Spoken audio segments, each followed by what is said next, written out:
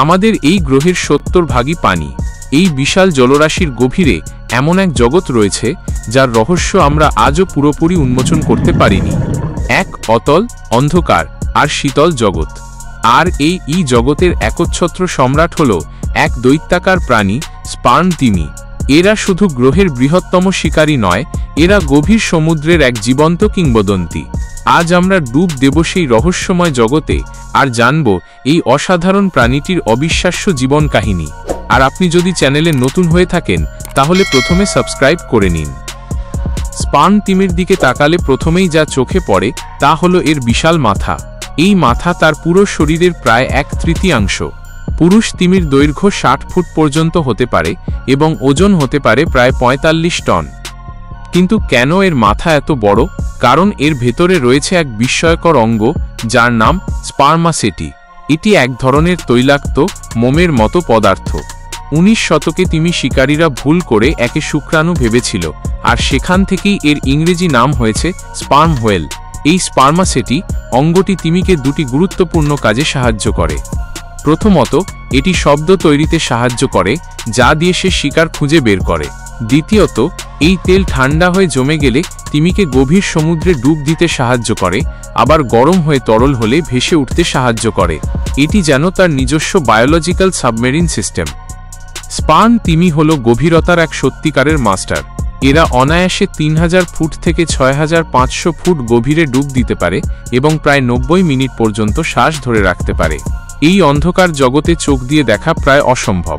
তাই শিকার করার জন্য স্পার্ম তিমি ব্যবহার করে প্রকৃতির সবচেয়ে শক্তিশালী সোনার সিস্টেম ইকোলোকেশন। সে তার স্পার্মাসেটি অঙ্গ ব্যবহার করে এক ধরনের শক্তিশালী ক্লিক শব্দ তৈরি করে। এই শব্দ মহাবিশ্বের সবচেয়ে জোরালো জৈবিক শব্দগুলোর একটি। শব্দ তরঙ্গ যখন কোনো কিছুতে ধাক্কা খেয়ে ফিরে আসে, তখন সেই প্রতিধ্বনি শুনে তিমি তার শিকারের অবস্থান, আকার এবং গতিবিধি নিখুঁতভাবে বুঝতে পারে। আর তার প্রধান শিকার হল গভীর সমুদ্রের আর এক রহস্যময় প্রাণী, দৈত্যাকার স্কুইড। এই দুই দানবের লড়াই পৃথিবীর বুকে ঘটে যাওয়া সবচেয়ে নাটকীয় প্রাকৃতিক ঘটনাগুলোর একটি। এই বিশাল শিকারী মোটেও একাকী নয়। স্পার্ম তিমির রয়েছে এক জটিল এবং উষ্ণ সামাজিক জীবন। স্ত্রী তিমিরা তাদের বাচ্চাদের নিয়ে 10 থেকে 20 জনের একটি দল তৈরি করে, যা সারা জীবন একসাথে থাকে। এই দলগুলোকে বলা হয় মাতৃতান্ত্রিক। দলের সদস্যরা একে অপরের বাচ্চার যত্ন নেয়।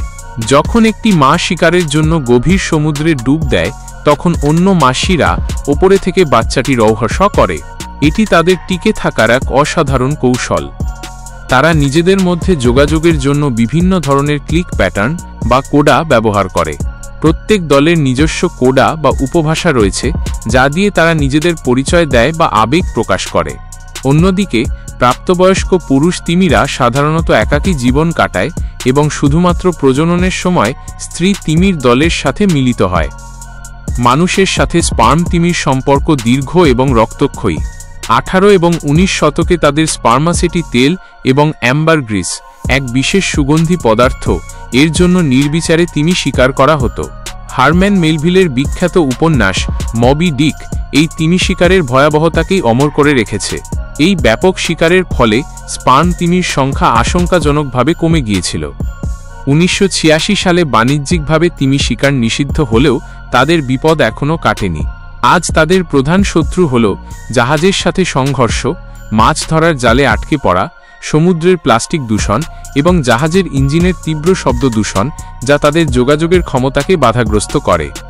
তবে আশার কথা হল, বিশ্বজুড়ে বিজ্ঞানীরা এবং সংরক্ষণ কর্মীরা আজ এই অসাধারণ প্রাণীটিকে বাঁচাতে এগিয়ে এসেছেন। তাদের জীবনযাত্রা নিয়ে গবেষণা এবং সুরক্ষার জন্য কঠোর আইন প্রণয়ন করা হচ্ছে।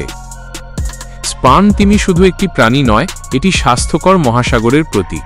তারা সমুদ্রের খাদ্য শৃঙ্খলে ভারসাম্য বজায় রাখে এবং তাদের মল গভীর সমুদ্রের পুষ্টিচক্রে গুরুত্বপূর্ণ ভূমিকা পালন করে।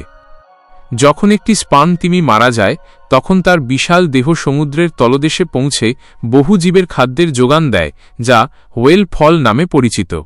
এই গভীর সমুদ্রের সম্রাট আমাদের মনে করিয়ে দেয় যে এই গ্রহে আমরা একা নই।